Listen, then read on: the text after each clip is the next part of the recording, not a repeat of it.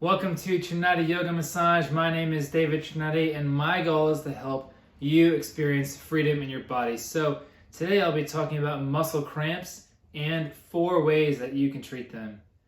Muscle cramp is defined as a sudden involuntary contraction in a muscle or a group of muscles, often caused by fatigue, overexertion, and dehydration. Where runners might often get cramps in their legs after a long run. Maybe you've woken up with a dehydration cramp in your calf after a night of heavy drinking. Even sitting in a position for a prolonged period of time, like holding a phone close to your ear during a long conversation, might cause a bicep to cramp. Or sleeping with heavy covers that push the foot down for 8 hours while you sleep can cause a calf cramp. A muscle spasm, a type of cramp, is defined as an intermittent involuntary muscular contraction or movement. Maybe you'll notice a twitching sensation or two. Minor spasms can be painless and possibly unnoticeable, but larger spasms may contract entire muscles and be very painful. A hypertonic muscle, from the roots hyper and tonic, meaning high tone, is just a muscle that feels tight when you touch it. The problem with hypertonic muscles is that they don't contract very efficiently, meaning muscles will fatigue more quickly, become more prone to injuries, and contribute to limited range of motion.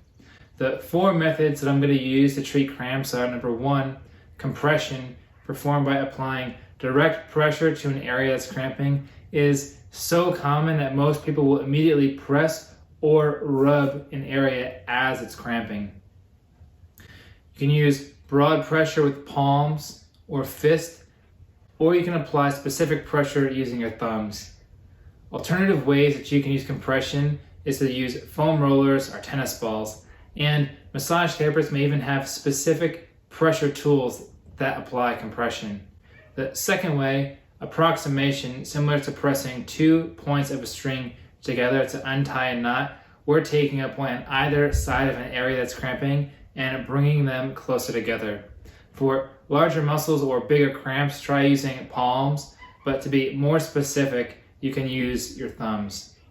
The third way, reciprocal inhibition, activates opposite muscle to the one that's cramping by either pushing or pulling against resistance until the cramp relaxes. After the area is relaxed, you want to apply a stretch. Reciprocal inhibition works on the principle that opposing muscles cannot be active at the same time. So as an example, if the calf is cramping, which pulls the foot down, you want to activate the muscles that pull the foot up to relax the muscles on the calf. The 4th way and last way that I'll talk about treating cramps is stretching. And I'll highlight 2 common styles of stretching, both static and dynamic. For a static stretch, bring a muscle to a stretching sensation and hold it, breathing slowly and deeply like you do with some yoga poses. A dynamic stretch, often used as warm-ups in athletics, they incorporate movement into and out of stretching sensations many times to increase one's range of motion. Now, both types of stretching are effective for different reasons at different times and are often combined in stretching sessions. So listen to your body and feel what calls to you most strongly to create the perfect stretch session for your needs. Now, the muscles that are most prone to cramping are those that cross 2 joints. So 3 common 2-joint muscles in the legs are the number 1, iliopsoas. It attaches to the lesser trochanter of the femur, crosses the hip, and attaches to the lumbar spine, making it both a hip and trunk flexor. So sitting, standing, walking, almost any time you move a leg or bend over, you can thank this muscle. Pretty much everyone could use some good psoas work, especially runners, cyclists, office workers, drivers, anyone that uses their hips for activity. So remember, staying in a static position for hours can cause cramps, especially sitting. So maybe now's a good time to sit up and shake out your legs. To stretch the iliopsoas, first come to a kneeling lunge with the back knee elevated on some kind of a bolster. So I'll be using a yoga block. Then squeeze the thighs together to square the hips forward and find length in the back quad. Finally, lean slightly back and to the same side as the front knee. Be careful not to lose the activation in the legs.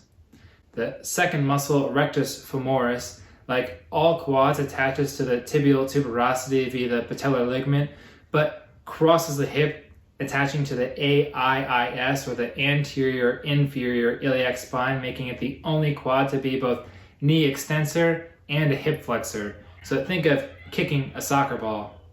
To stretch the rectus femoris, try using a bench or a chair. First, face away, then place the top of your foot on the chair and step the other foot forward, keeping your hands on your hips for additional support. If this is enough, you can stay here or start by bending the standing leg, followed by kicking the other into the chair. The third muscle, gastrocnemius, is a two-headed superficial calf muscle, attaches to the calcaneal or Achilles tendon and the condyles of the femur on the back of the knee. It both flexes the knee and points the foot to the ground. So think of walking or running or any action that presses the ankle to the floor. So be careful of pointing the toes towards the ground while you're sitting, or heavy comforters pushing your toes down while you sleep. To stretch gastrocnemius, first find and face an incline. Slightly bend the front knee to set the foot, then straighten the leg as you bring your body over the foot, leading with your hips. But that's all I have to say for today, so keep an eye out for new ways to experience freedom in your body. My name is David Trinati, here with Trinati Yoga Massage.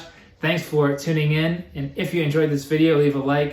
If you want to see more videos like this, click subscribe button, or you can join the Trinati Yoga Massage learning page for more videos and documents. I like to create these videos as much as the weather and my willpower allows, so if there's anything else you want to see in the future, let me know.